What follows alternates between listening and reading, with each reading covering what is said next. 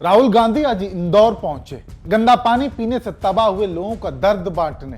लेकिन राहुल गांधी के इंदौर पहुंचने से पहले ही बीजेपी में एक अलग ही खौफ देखने को मिला, क्योंकि जिस इलाके में राहुल गांधी को पहुंचना था उसे पूरी तरह से पुलिस छावनी में तब्दील कर दिया गया। चारों तरफ वर्दी, हर गली में पुलिस, ऐसा माहौल मानो कोई दंगा होने वाला हो, इतनी भारी पुलिस बल। हालांकि राहुल गांधी भी कहां पीछे हटने वाले थे। वो जब इंदौर पहुंचे तो बीजेपी पूरी तरह से भौचक्की रह गई, क्योंकि राहुल गांधी पीड़ित परिवारों से तो मिले ही मिले, एक एक गली घुसे, सीधा ग्राउंड पर उतर गए। और ऐसे में जब सरकार ने पुलिस बिछाई तो राहुल गांधी भी जमीन पर ही बैठ गए। वो सारी तस्वीरें हम आपको दिखाएंगे, साथ ही वो बयान भी सुनाएंगे जो राहुल गांधी ने बीजेपी के गढ़ में घुसकर बीजेपी को चेतावनी दे डाली। वो चेतावनी जिसने सत्ता को झकझोर कर रख दिया। एक नेता की जिम्मेदारी, विपक्ष के नेता की जिम्मेदारी को समझते हुए राहुल गांधी उस जगह पर पहुंचे जहां गंदा पानी पीने से लोगों की जान चली गई, कई लोग बीमार हो गए, उल्टी दस्त जैसी गंभीर बीमारियां फैली। और ये सब हुआ मध्य प्रदेश में, जहां बीजेपी की डबल इंजन की सरकार है। ऐसे में राहुल गांधी उन पीड़ित परिवारों से मिले, उनकी हिम्मत बढ़ाते हुए उनका दर्द बांटा। इस दौरान एक तस्वीर और भी सामने आई जहां वो नीचे जमीन पर ही बैठकर लोगों से बातचीत करते हुए देखे गए। खैर, उन पीड़ित परिवारों से राहुल गांधी की क्या बात हुई, उन लोगों ने राहुल गांधी को क्या क्या बताया, वो आप भी सुनिए। नहीं, हमें बताया कि ये जो टंकी है ये सिंबल है।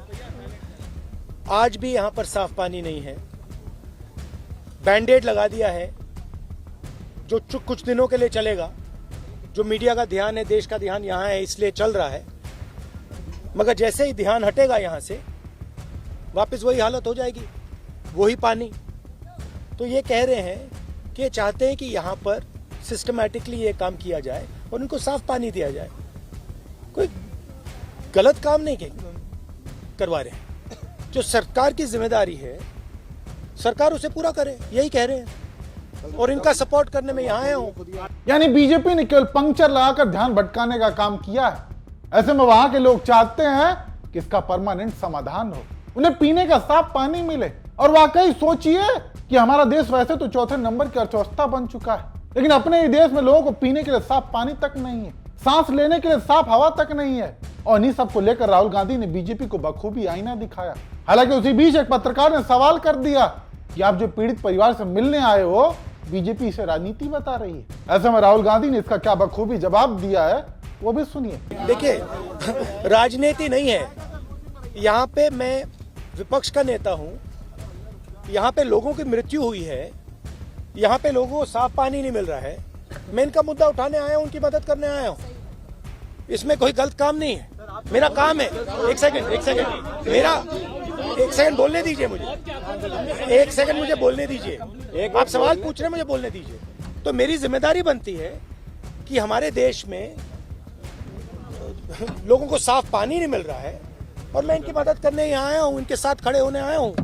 आप इसको जो भी कहना चाहते हैं कह लीजिए, राजनीति कहना चाहते हैं, जो भी कहना चाहते हैं कह लीजिए, मुझे फर्क नहीं पड़ता है। मैं इनके साथ यहाँ खड़ा हूँ और इनको आप साफ पानी दिलवाइए। वाकई पीड़ित परिवार से मिलना, उनका दुख बांटना अगर राजनीति है तो ये राजनीति हर एक नेता को करनी चाहिए। बीजेपी क्यों नहीं कर रही? और अगर उसे इतनी तकलीफ है तो फिर मौका ही क्यों देना? राज्य में बीजेपी की सरकार है, केंद्र में आपकी सरकार है, नगर निगम में आप हो, उस क्षेत्र के विधायक आप, सांसद आप, कितने इंजन की सरकार चाहिए आपको? अगर इतने के बाद भी आप जनता को साफ पानी तक मुहैया नहीं करा सकते तो फिर लानत आपकी सरकार पर, आपकी सुविधाओं पर। और हाँ, आपने देखा कि कैसे राहुल गांधी ने बेझिझक सभी पत्रकारों को सवाल लिए, लेकिन वहीं जब बीजेपी के मानियों से सवाल किए गए थे तो वो भी तस्वीर आप सभी ने देखी होगी। अगर नहीं तो एक बार फिर से देखिए।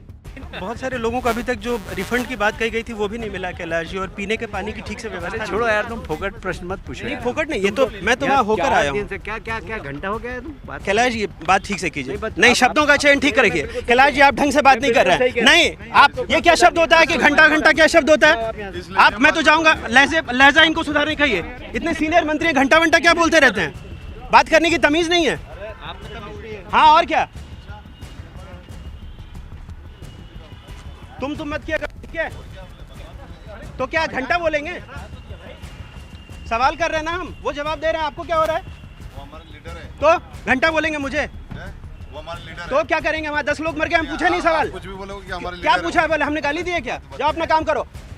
देखा आपने, पहले इन्हीं के क्षेत्र में गंदा पानी पीने से लोगों की जान तक चली जाती है, और ऐसे में जब पत्रकार सवाल पूछ देता है तो उस पर झपटने लगते हैं, गुस्सा दिखाने लगते हैं। ये वीडियो तक हटवा दी गई थी चैनल के ऑफिशियल हैंडल से, लेकिन तब तक तो सोशल मीडिया के जरिए जन जन तक पहुंच चुका था। सोचिए, ये लोग पहले तो अपनी जिम्मेदारियों को समझते नहीं है, और फिर जब दुर्घटना हो जाती है, उस पर सवाल पूछे जाते हैं तो डर दिखाने लगते हैं। और यहां भी वही हुआ। राहुल गांधी पीड़ित परिवार से मिले तो क्या ये मीडिया के लिए जरूरी मुद्दा नहीं था? इस पर कोई भी डिबेट देखी आपने? जो काम राज्य के मुख्यमंत्री को करना चाहिए, पीड़ित परिवारों के दर्द को समझते हुए उनसे मिलना चाहिए, प्रधानमंत्री भी उनसे मुलाकात कर सकते थे, लेकिन नहीं किया। क्यों? क्या इन नेताओं से सवाल नहीं पूछे जाने चाहिए थे कि इन्हीं की लापरवाही से लोगों की जान चली गई और आज ये गायब क्यों है? इन पर क्या कार्रवाई हुई कि सारे सवाल दबा दिए गए? बल्कि राहुल गांधी के पीड़ित परिवार से मिलने की खबर तक दबा दी गई, कहीं कोई चर्चा तक नहीं, डरा हुआ मीडिया। और यही डर बीजेपी में भी देखने को मिला जब राहुल गांधी इंदौर पहुंचे।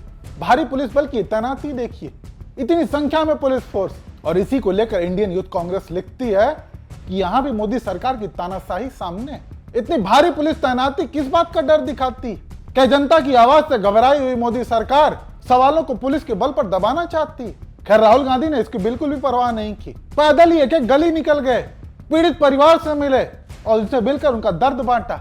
और इसी के बाद से बीजेपी पूरी तरह बौखलाई हुई है। इस मामले को भी राजनीति के लिहाज से देख रही है, जबकि पीड़ित परिवारों से मिलना, उनके दर्द बांटना हर एक नेता की जिम्मेदारी होनी चाहिए। खैर, आप दर्शक इसे किस तरीके से देखते हैं और राहुल गांधी को लेकर क्या सोचते हैं? अपनी राय कमेंट करके जरूर बताएं।